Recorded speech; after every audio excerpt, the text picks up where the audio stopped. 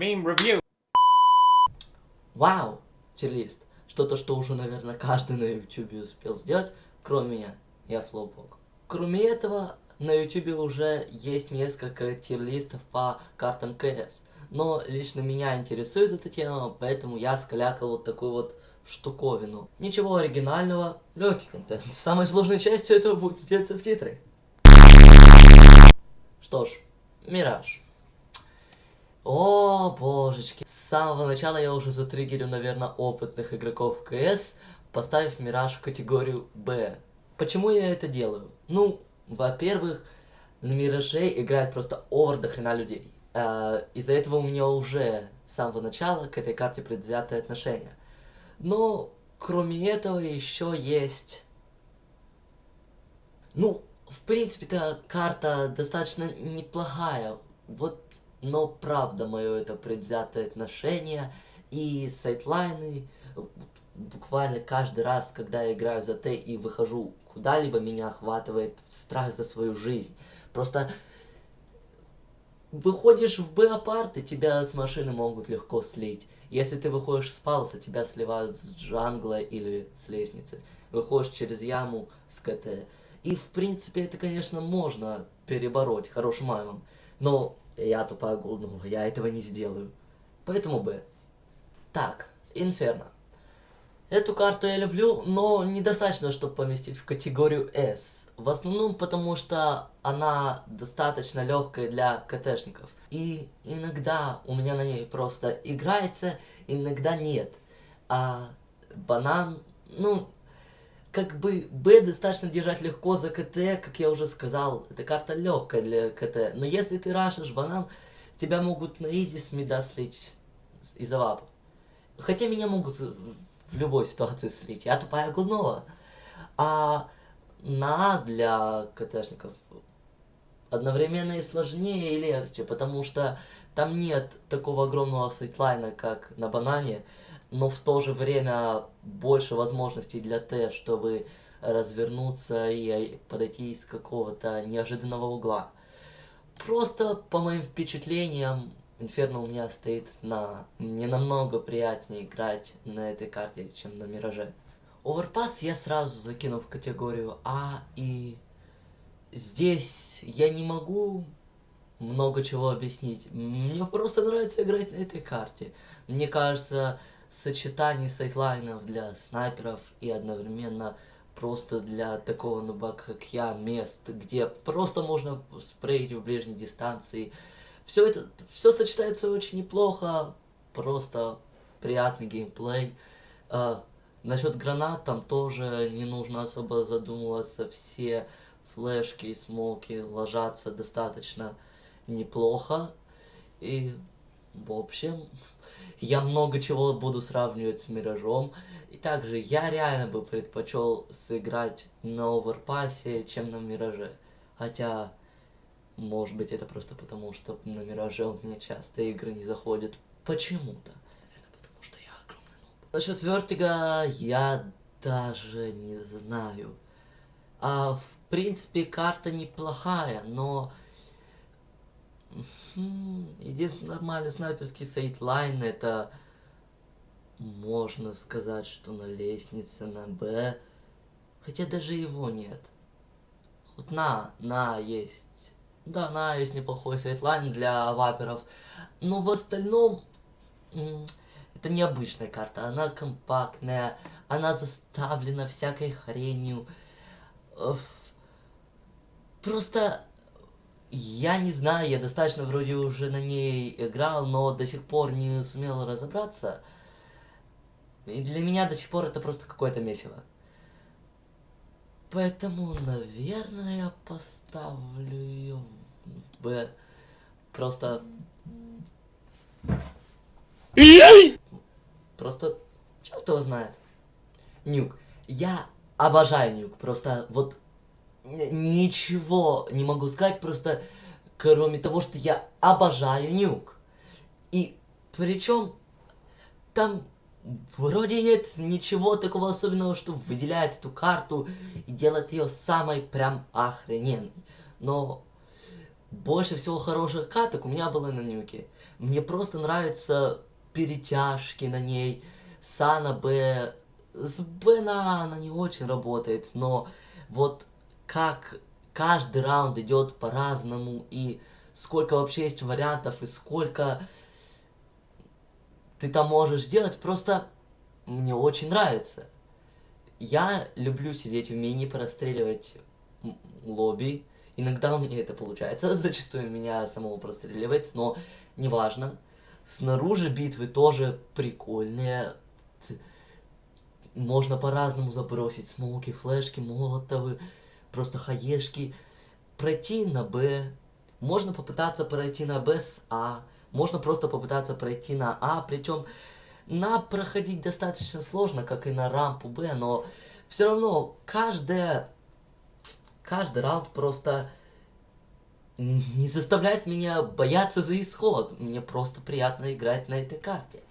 И, в общем-то, и все. Тут я никуда не могу поставить нюк, кроме как на С. Просто одна из лучших карт для меня. Трейн. Трейн такая странноватая карта. Ну, не то чтобы она странная, просто для меня она очень странная. В принципе, логично, да? И она мне нравится.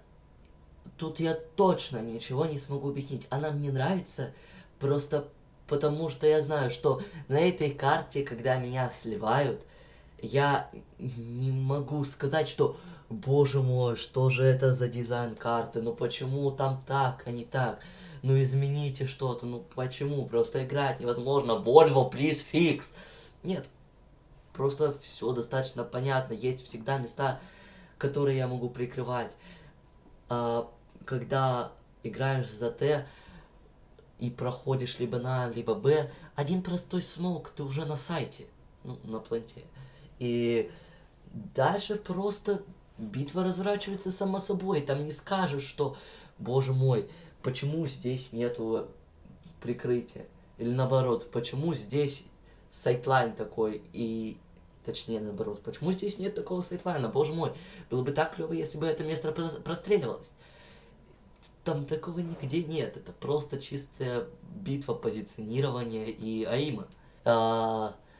И я не так часто играю на трейне, но каждая игра, если, конечно, не попадает в самые говёные тиммейты в мире, она просто проходит очень гладко.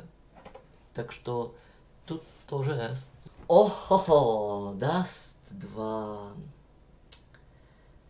Я не знаю, кого я этим затриггерю, но это реально непопулярное мнение, потому что куча людей играет на Dust 2. Но я никогда не играю на Dust 2, по крайней мере, 2 месяца, ни одного матча у меня там не было. И я сразу же поставлю Dust 2 в С. Это же даже хуже Миража. Во-первых, потому что Dust 2 это буквально дом соленых русских. И бесит меня это не потому, что они русские, я сам русский, потому что они соленые.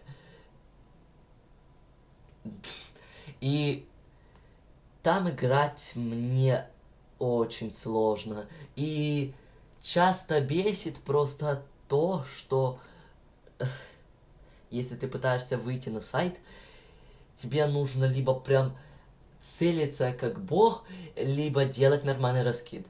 Ни того, ни другого я делать не умею, поэтому победа на Dust 2 это просто дело случая, попадутся нормальные тиммейты или нет. Если высунуться на лонг, то, ну, вот снова, там скорее всего будет авапер. И хрен я побью авапера, даже если у меня будет. И на Б просто достаточно сложно выходить. Тебя могут с дансфлора убить, прям в туннелях. А если ты выходишь из туннелей, тебе нужно кинуть такой смог, чтобы он нормально лег, и чтобы тебя прям на выходе не застрелили. И причем, чтобы ты мог в кого-то попасть. Что... Не, ну, это слишком для меня. Так что...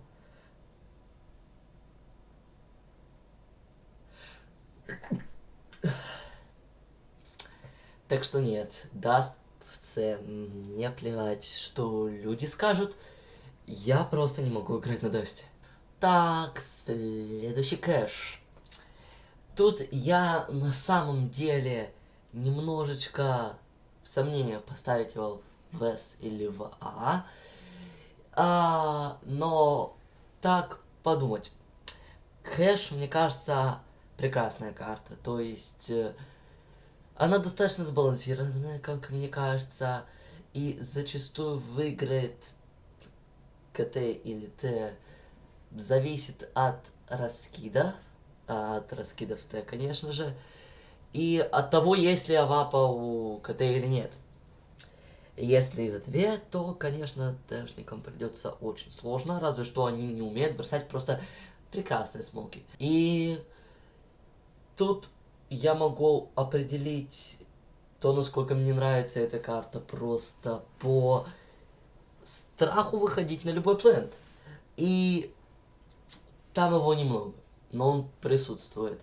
Потому что даже высунись ты в Sunshine, тебя просто могут вынести из Вентрума. Так что всегда присутствует этот страх. Выходишь на тебя, сливают с машины, выходишь через куики, тебя сливают с балкона, выходишь на мид. Я не выхожу на мид, разве что только буст. И, в принципе, я просто жду реворка Кэша. Я надеюсь, он выйдет этим летом. И тут я, наверное, его поставлю в А, потому что, во-первых, снова жду реворка. Надеюсь, он будет просто муа.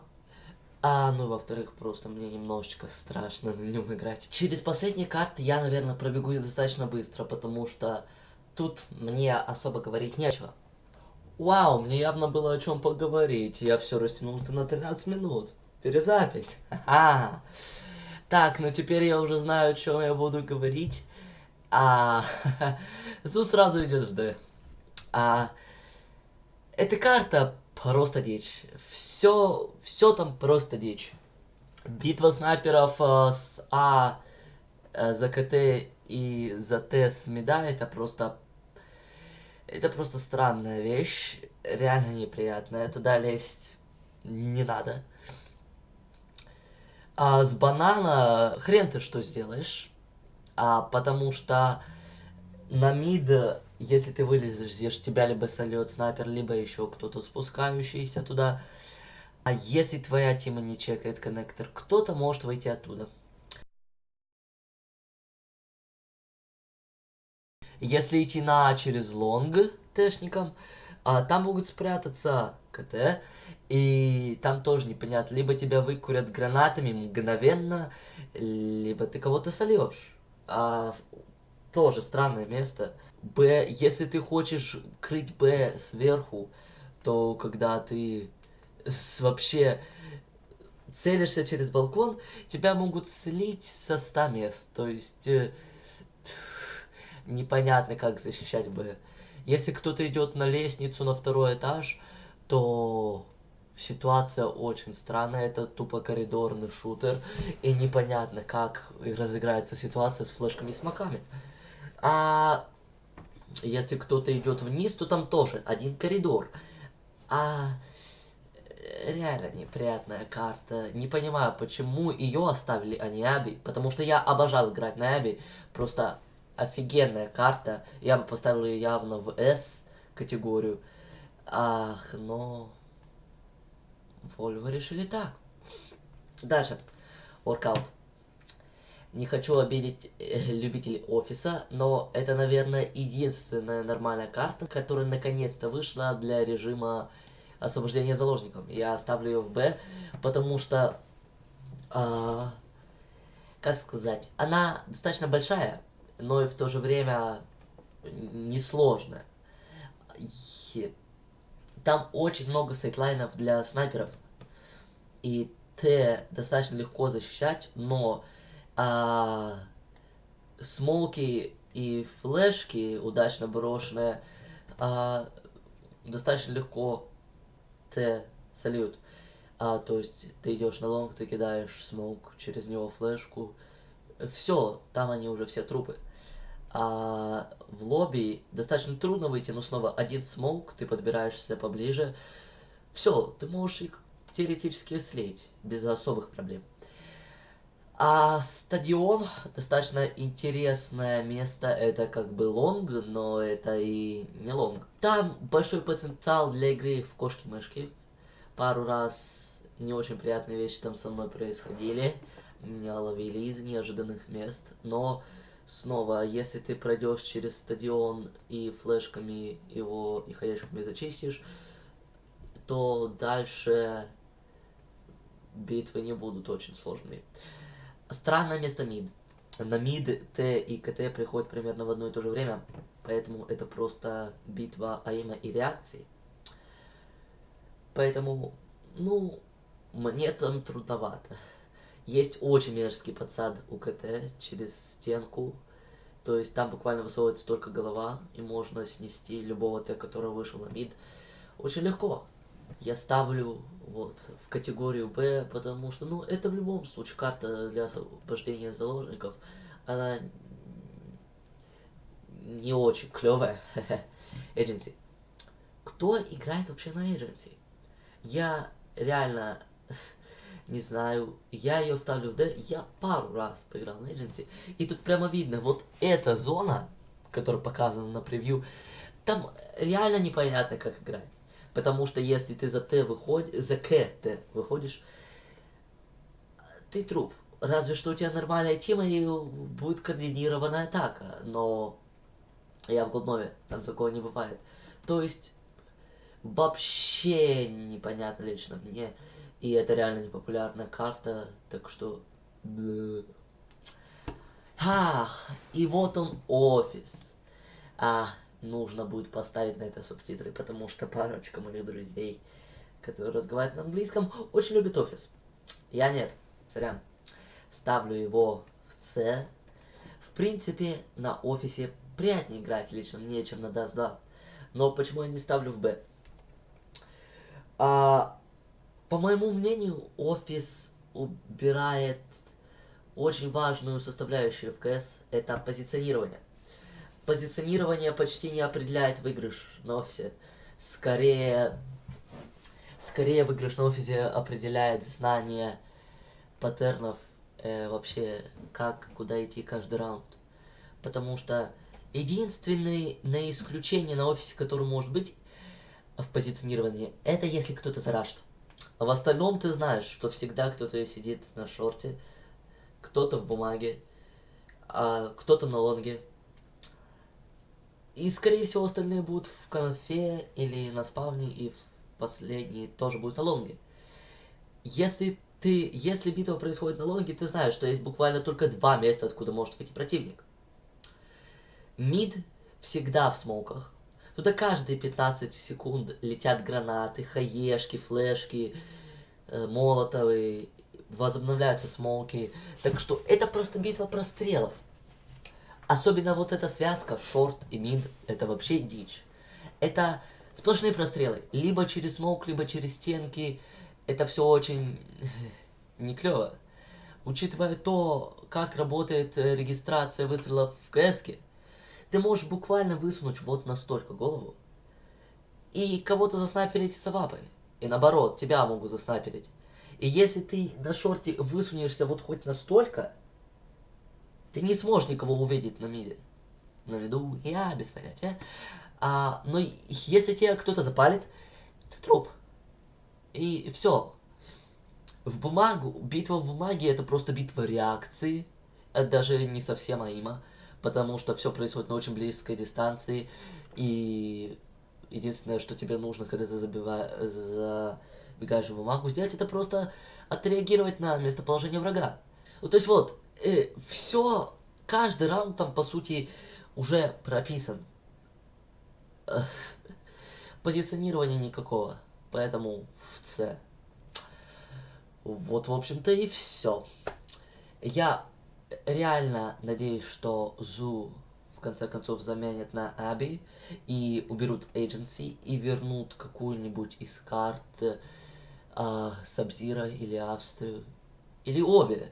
Потому что плюс одна карта в... Это очень неплохо. Хотя вот новая карта есть, Руби, в Португалии. Португал Парис. Да, она... Я на ней не играл еще, я не знаю, что с ней. Я не знаю, когда ее добавят в соревновательные, добавят ли вообще. Время покажет. Но, в принципе, я просто надеюсь, что Valve уберут вот эти две карты, которые находятся в D. Потому что... Ой, это полнейшая фигня.